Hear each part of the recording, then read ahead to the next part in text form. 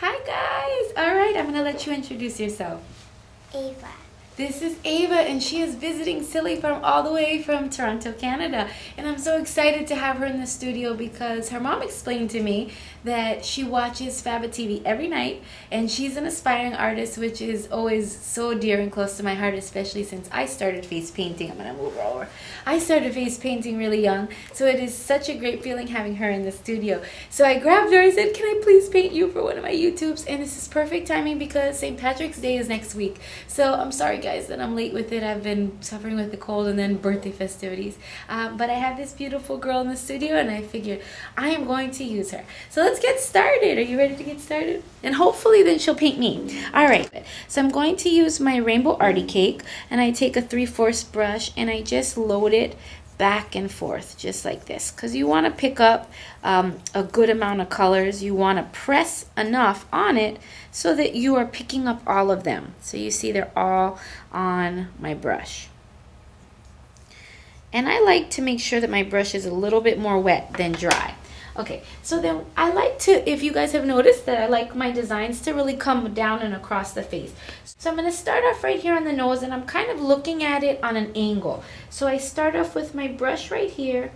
I press, and then I bring it around her eye right there, so that you can see I have this fun rainbow design just heading up in that direction.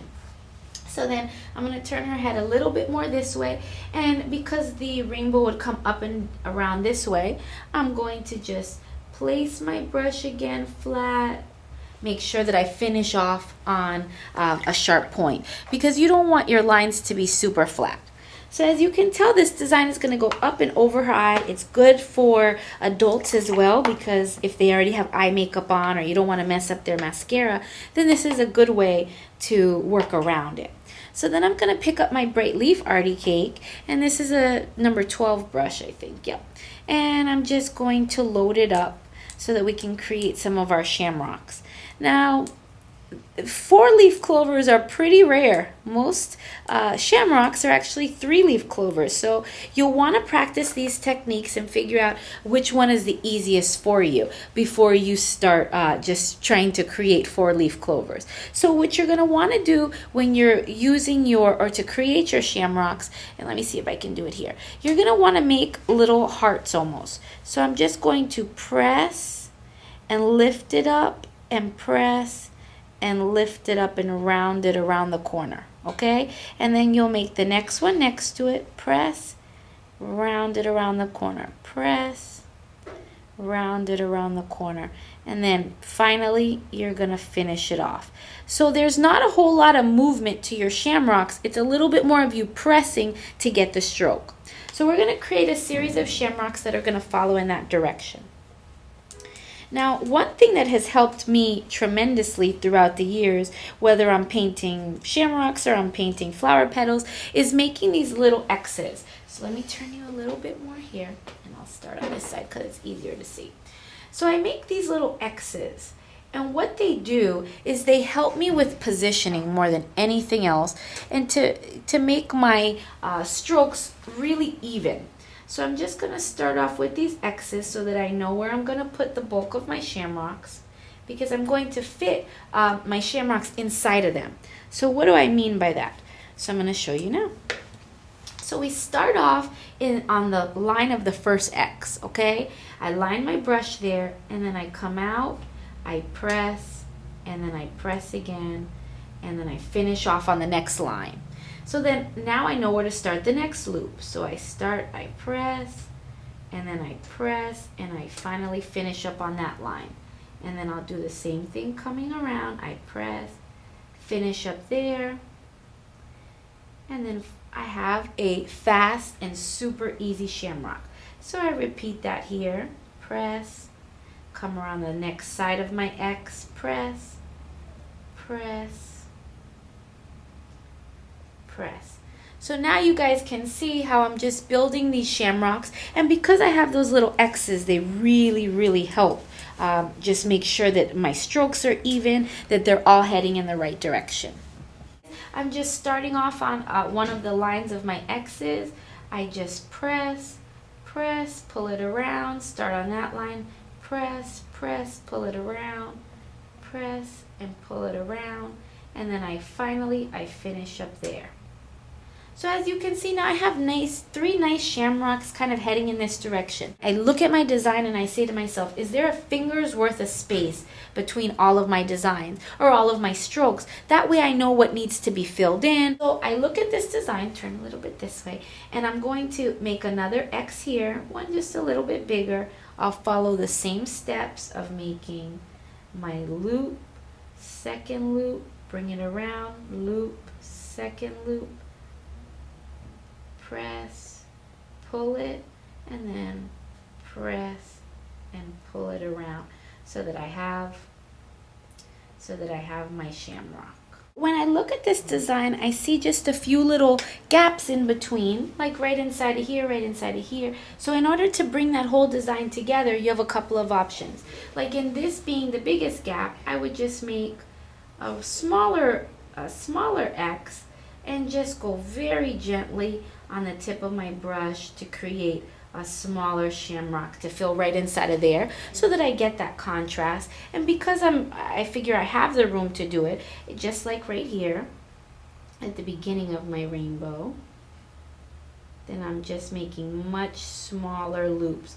Notice that I'm working on the tip of my brush versus actually laying it down. So I have a smaller one right inside of there. So they're almost like cascading shamrocks. And then I'll turn her one more time over here. And because we have those of different sizes, I'll just balance it out by making smaller shamrocks right inside of there. Ending right here, I'm just going to taper off the ending using a few teardrops just coming into it. And from this top teardrop right off of there, I'm just going to kind of clean it up by building off of it. So I just came right off of it with a swirl, and I'll cross it with another swirl. And because I'm going to be adding dots over there, I'll just add a cluster of dots in this section too. And maybe a little starburst right in here.